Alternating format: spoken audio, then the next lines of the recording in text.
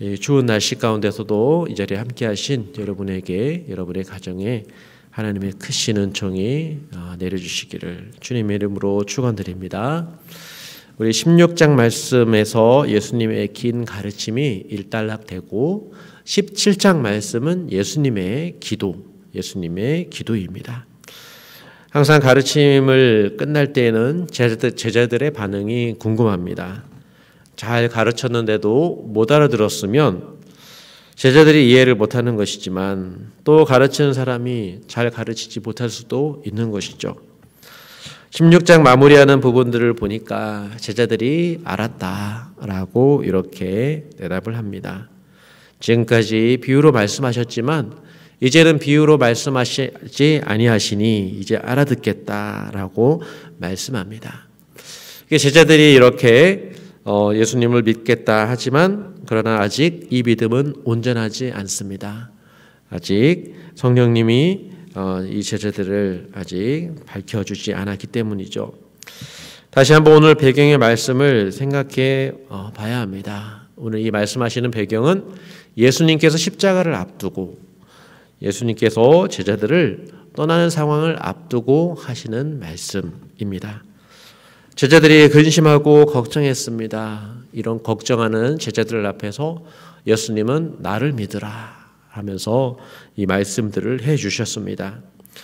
예수님은 장래 일들이 무엇인지 알고 있었지만 제자들은 알 수 없었습니다. 몰랐습니다. 그래서 더 두려워하고 걱정했지요. 그래서 예수님은 아버지께로 가는 게 더 유익이다 이런 말씀을 해주시고 또 성령을 보내주시면 너희가 지금은 모르지만 다 알게 될 거다라고 말씀해 주셨습니다.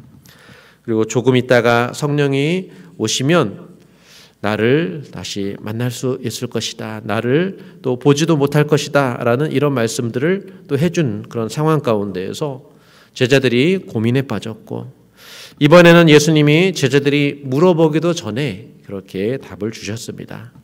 조금 있으면 예수님이 해산의 고통을 겪은 후에 기쁨의 시간이 올 것이다. 기쁨의 시간이 올 것이다 하면서 제자들에게 믿고 기다릴 것을 예수님께서 당부해 주셨습니다. 이제 제자들이 부딪혀야 될 그런 사건이 이제 곧 다가왔습니다. 예수님께서 약속하신 성령을 주시기 위해서 십자가의 고난을 받아야 합니다. 예수님은 제자들이 다 흩어질 것을 미리 아셨습니다.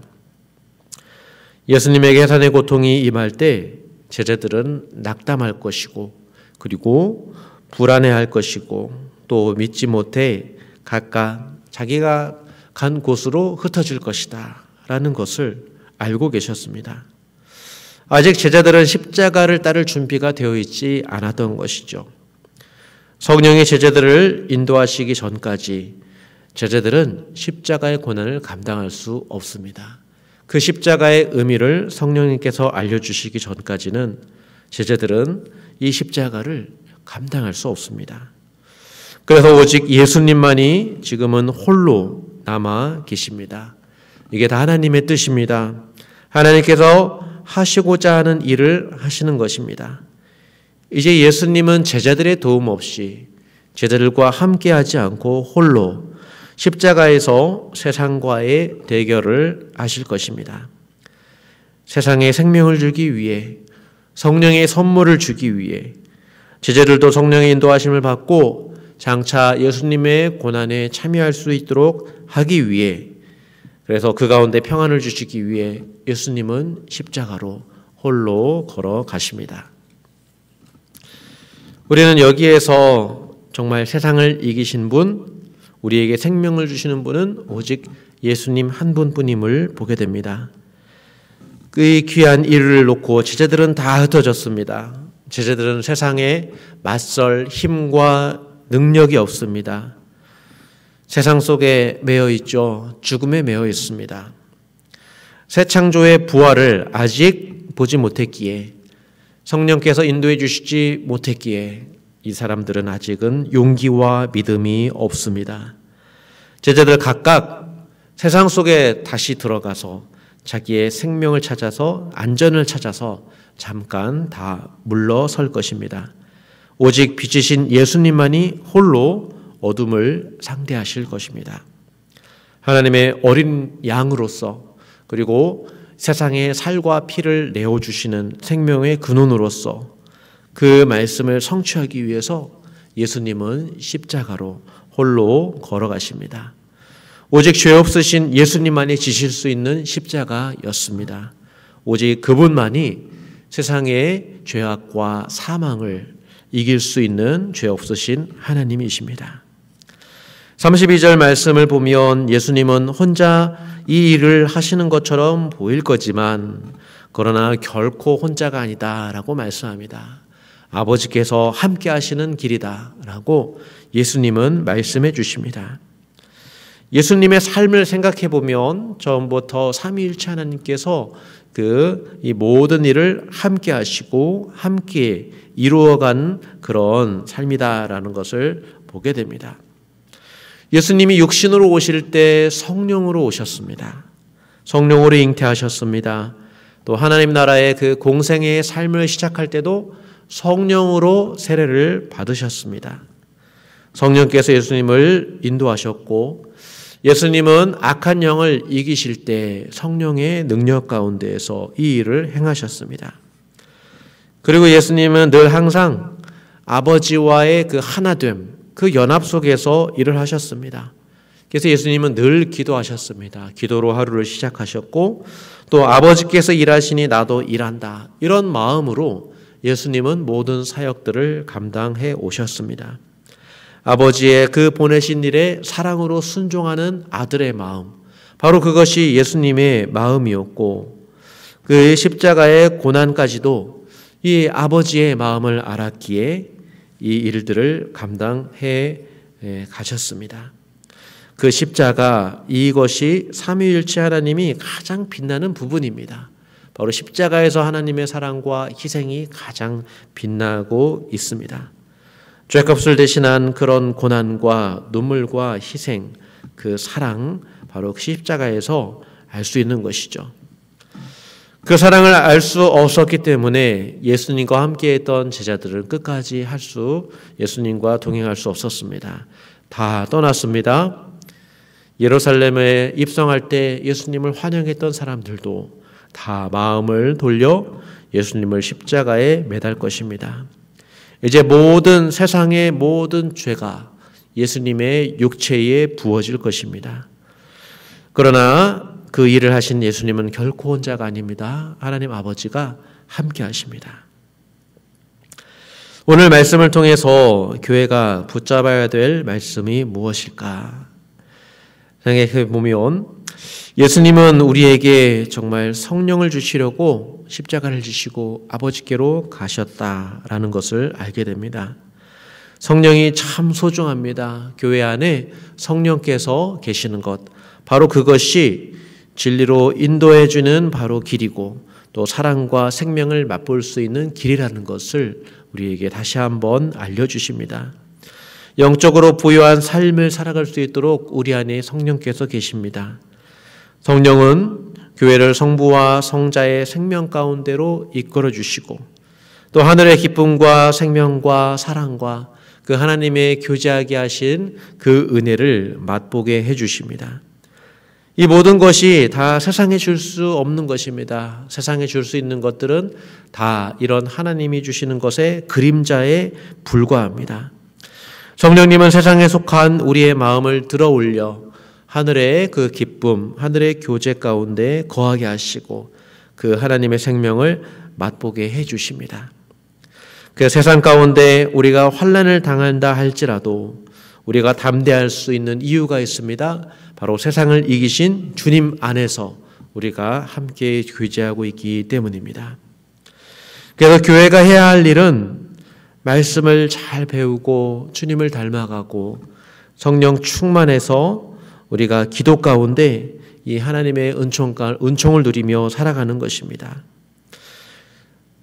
하나님은 그리고 예수님은 성령을 주시고자 합니다.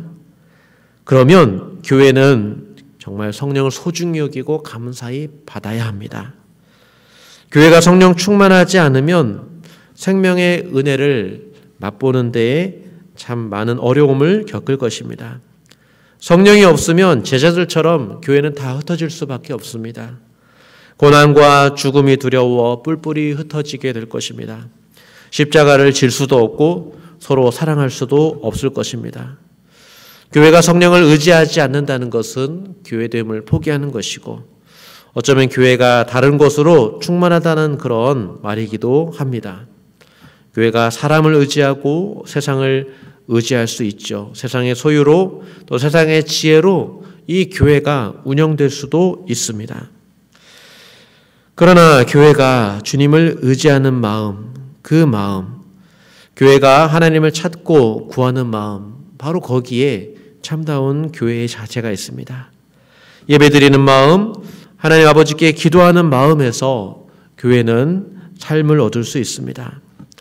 여기에 소홀해지고 하나님을 의지하지 않는다는 것은 그만큼 예수님의 이름으로 기도하지 않는다는 것입니다. 하나님께 구하지 않아도 될 만큼 우리의 삶이 절박하지 않기 때문이죠.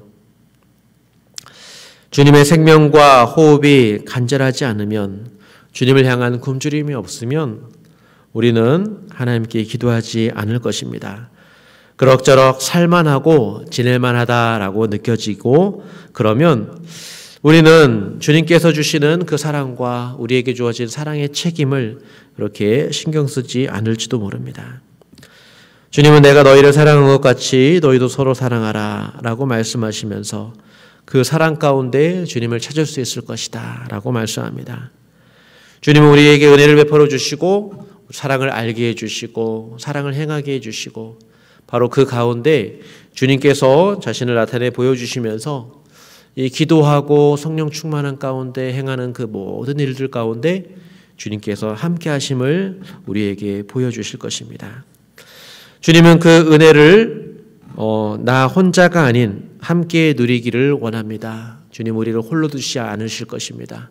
고난 가운데 주님은 함께 하시고 우리가 하나님께 기도할 때 하나님은 우리에게 생명을 주실 것입니다.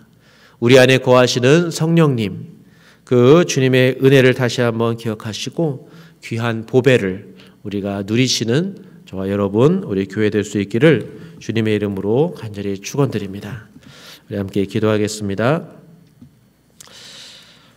평안을 누리게 하신 하나님 아버지, 모든 은혜가 주께로부터 왔음을 고백합니다. 세상에서 평안을 구하지 않게 하여 주시고 우리와 함께 하시는 주님 안에서 평안을 누리게 하여 주시옵소서. 주님을 향한 우리의 눈이 밝아지게 하여 주시고 주님의 사랑을 보며 우리도 사랑하게 하여 주시고 우리에게 믿음이 시련이 닥쳐온다 할지라도 우리와 함께 하시는 주님 때문에 담대히 오늘 하루도 살아가게 하여 주시옵소서. 오늘도 우리에게 감사의 고백을 주실 하나님께 감사드리며 살아계신 우리 주 예수 그리스도의 이름으로 기도드립니다. 아멘. 하늘에 계신 우리 아버지, 아버지의 이름을 거룩하게 하시며 아버지의 나라가 오게 하시며 아버지의 뜻이 하늘에서와 같이 땅에서도 이루어지게 하소서. 오늘 우리에게 일용할 양식을 주시고 우리가 우리에게 잘못한 사람을 용서하여 준 것 같이 우리 죄를 용서하여 주시고 우리를 시험에 빠지지 않게 하시고 악에서 구하소서. 나라와 권능과 영광이 영원히 아버지의 것입니다. 아멘. 우리 함께 기도하신 후에 돌아가시도록 하겠습니다.